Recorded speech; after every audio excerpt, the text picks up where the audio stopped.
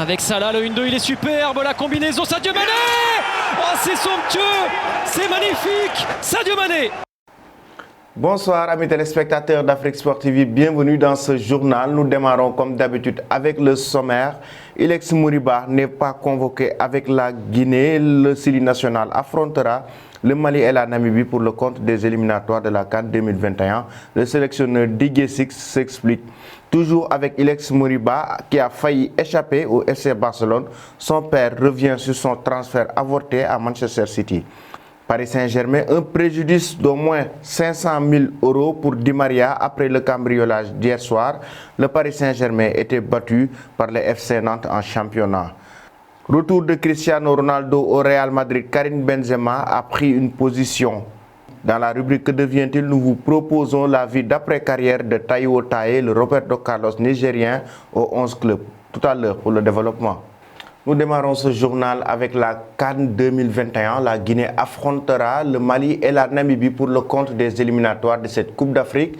Le sélectionneur de la Guinée, Didier Six, a dévoilé une liste de 23 jours sans Ilex Moriba. Le sélectionneur du Sili national donne des explications concernant l'absence du jeune talent barcelonais attendu par le peuple guinéen. Regardons ce reportage d'Edouard Abetou. Pour le compte des éliminatoires de la Coupe d'Afrique des Nations 2021, le sélectionneur de la Guinée, Didier Six, a dévoilé sa liste des 23 joueurs retenus pour les rencontres contre le Mali et la Namibie. Sur celle-ci ne figurent pas les noms de Yes Moriba, jeune crack du Barça, ni Mohamed Simakan, blessé depuis plusieurs semaines. Ce sera sans Yes Moriba pour la prochaine trêve internationale de la Guinée. Alors que certains échos annonçaient un premier appel pour la pépite du FC Barcelone, il n'en sera rien. Didier Six, le sélectionneur du Sili national, a fait l'état des lieux. C'est un travail de longue haleine que j'effectue depuis plusieurs mois. J'espère pouvoir conclure et avoir le positif de ces deux joueurs. Pour l'instant, Mohamed Simakan est encore convalescent et blessé. Les choix des deux joueurs viendront d'eux-mêmes. Ce qui est sûr, je suis en contact avec ces joueurs ainsi que leurs proches, a-t-il indiqué dans des propos rapportés par Afrique Foot. Moriba porte les couleurs de la sélection des jeunes de l'Espagne. Convoqué avec les U19 en février dernier, le Barça ne l'avait pas laissé pour la participation à un mini-tournoi. Merci Edouard, nous restons toujours avec Ilex Moriba, mais cette fois-ci pour sa carrière alors qu'il vient tout juste de faire ses débuts avec l'équipe professionnelle du FC Barcelone. Le jeune talent de la Masia était sur le point de s'engager avec Manchester City. Le club anglais avait même payé les billets d'avion aux joueurs avant que son père entre dans la danse pour faire capoter ce transfert. Ilex Moriba devait donc rejoindre le championnat anglais. Regardons ce reportage de Marcel Maroun.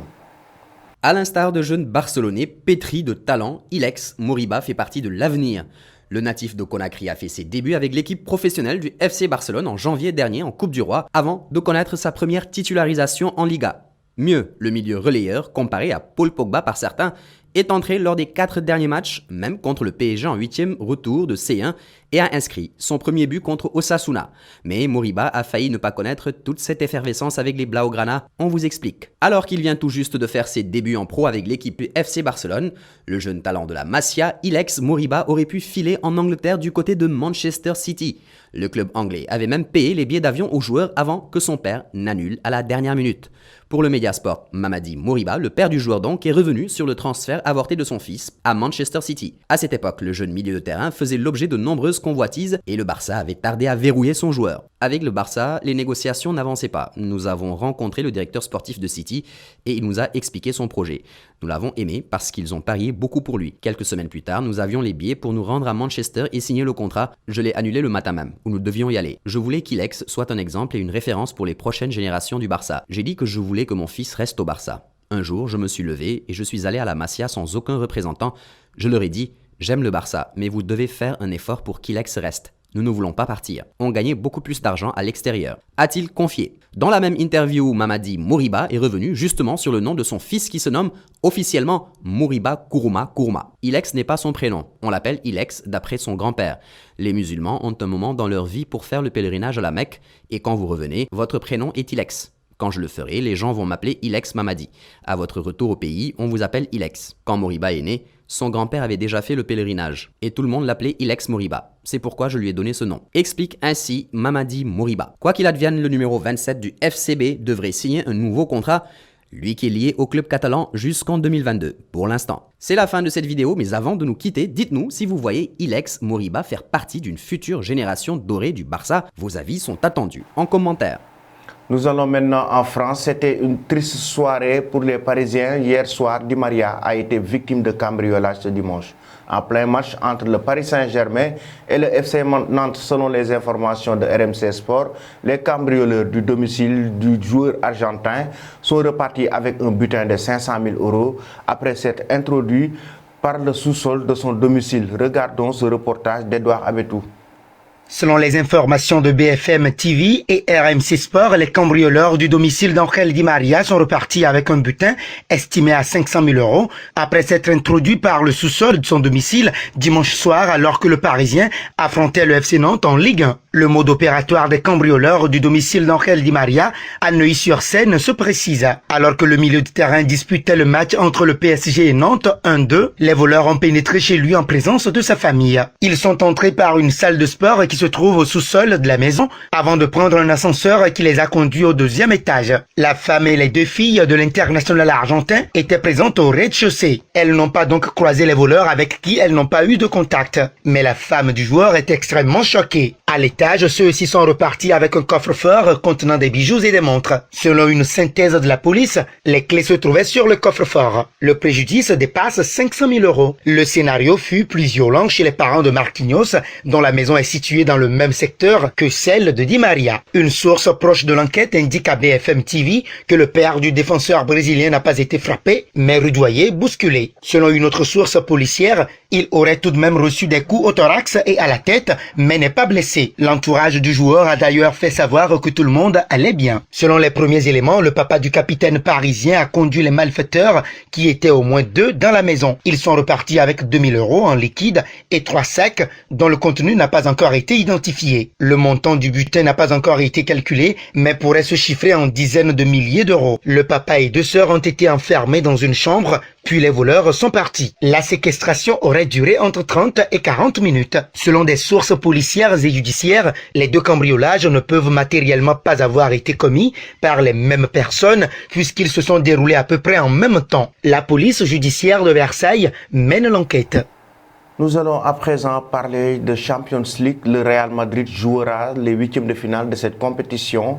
Cette semaine, Karim Benzema s'est présenté en conférence de presse ce lundi. Le joueur français a évoqué le retour de Cristiano Ronaldo, la rumeur qui affole la toile ces derniers jours. Et l'attaquant français s'est montré très clair concernant l'avenir de l'attaquant portugais avec qui il a remporté beaucoup de titres. Regardons ce reportage.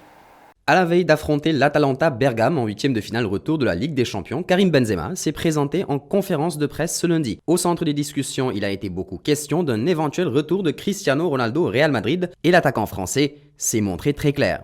Depuis le fiasco de la Juventus en Ligue des Champions, élimination contre le FC Porto en 8e, un éventuel retour de Cristiano Ronaldo au Real Madrid a ressurgi. Après Zidane la semaine dernière, Benzema a été invité à s'exprimer sur le cas de son ex-coéquipier portugais. Mais l'ancien joueur de l'OL a pris le soin de prendre ses distances. Avec lui, nous avons eu beaucoup de buts et d'actions, mais cela fait 3 ans. Maintenant, il joue pour une autre équipe et je ne suis ni le président ni l'entraîneur. C'est un joueur qui marque toujours des buts, mais s'il viendra ou non, je ne peux pas le dire. A confié l'attaquant français en conférence de presse ce lundi. Objet de toutes les critiques et les attentions, Cristiano Ronaldo a bien rebondi après sa décevante performance contre le FC Porto. Et si l'avenir du Lusitanien suscite de nombreuses spéculations, le directeur sportif du club turinois Fabio Paratici a balayé d'un revers de main. Quand j'entends certaines choses sur Cristiano Ronaldo, j'ai envie de rire. Ce sont des discussions de comptoir. Cristiano Ronaldo a marqué 41 buts en 38 matchs avec la Juve en 2020. C'est un privilège de l'avoir avec nous et nous voulons le garder. Il fait sans aucun doute partie de l'avenir de la Juventus, a fait savoir le dirigeant italien. En tout cas, le feuilleton CR7 devrait être relancé l'été prochain. Comme nous l'avons annoncé en titre, nous allons revenir dans la vie après foot de Taiwo Taye, véritable icône pour le peuple marseillais qui était promis à un bel avenir. Taiwo Taye, le défenseur nigérien, l'homme aux 11 clubs, regardons sa vie après carrière. Véritable icône pour tout le peuple marseillais, Taiwo a été promis à un bel avenir, Merci, mais cher Mamoun, pour ce malheureusement, il n'a pas eu reportage. la Taiwo carrière qu'on lui Taye a aussi présageait. marqué Retour le sur football parcours africain, du Roberto tout comme Carlos l'Olympique de nigérian, Marseille, le Mo sa 11 force Club. de En frappe novembre et sa 2004, vitesse. j'ai joué un match avec l'équipe des jeunes du Nigeria en Afrique du Sud. On fait un très bon match. J'avais effectué un centre décisif et on avait gagné 2-1. Après le match, j'étais dans ma chambre d'hôtel en Afrique du Sud. Le téléphone sonne, racontait-il, dans les colonnes d'Orange Football Club. Toutes les 5 minutes, c'était comme ça. C'était des agents qui me proposaient des clubs en Afrique du Sud.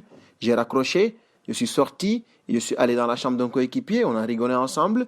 Je suis revenu dans ma chambre 2 heures après. Le téléphone a sonné encore. Je me suis dit, c'est qui ça encore?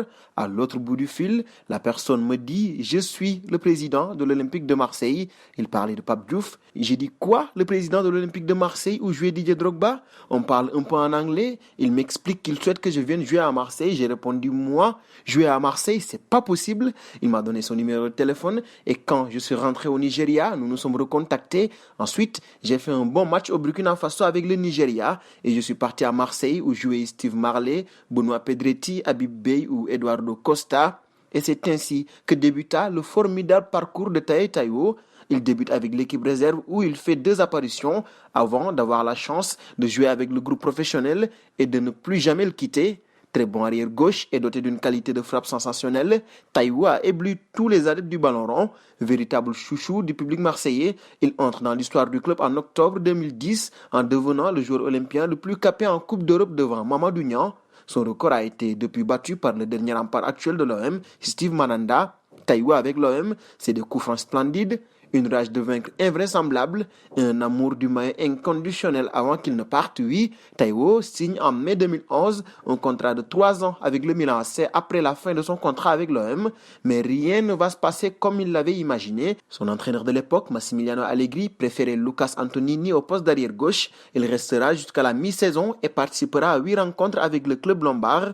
Le 12 janvier 2012, Taiwo débarque au Queen's Park Rangers pour redonner un peu d'élan à sa carrière. Le 31 juillet 2012, Taiwo est prêté par le Milan AC pour 1 an au Dynamo Kiev avec option d'achat. Possédant un statut d'indésirable au Milan AC, il décide de rebondir à Bursaspor. Le 23 août 2015, le Nigérian effectue son retour dans un championnat européen et signe au HJK Helsinki pour une saison. Libre de tout contrat, il s'engage pour le club de Lausanne Sport le 30 janvier 2017 pour une pige de 6 mois. Le 9 août 2017, Taiwo s'engage pour le club suédois du AFC Eskilstuna. En 2018, il retourne en Finlande et s'engage en faveur du KOPS Rovaniemi, la ville du Père Noël. Après un retour plutôt réussi en Finlande, le Nigérian se lance un nouveau défi en s'engageant le 4 juillet 2020 pour une saison pour le Doxa Katokopios, club chypriote. En octobre 2020, Taiwo décide de lancer un ultime défi et s'engage pour le club de Palm Beach Bars, évoluant aux États-Unis en division amateur. L'espoir de revoir le Taiwo de l'Olympique de Marseille semble désormais impossible, mais qui sait, peut-être qu'un jour, Taiwo retrouvera l'ambiance du Vélodrome, un rôle à l'OM mais dans une autre fonction, entraîneur, directeur sportif. Rien n'est jamais déterminé à l'avance dans le football. Réponse dans les années à venir. Merci, cher Mamoun, pour ce reportage. Taiwo Taye a aussi marqué le football africain, tout comme l'Olympique de Marseille, sa force de frappe et sa vitesse. Merci, c'était tout pour aujourd'hui. On vous donne rendez-vous demain à la même heure.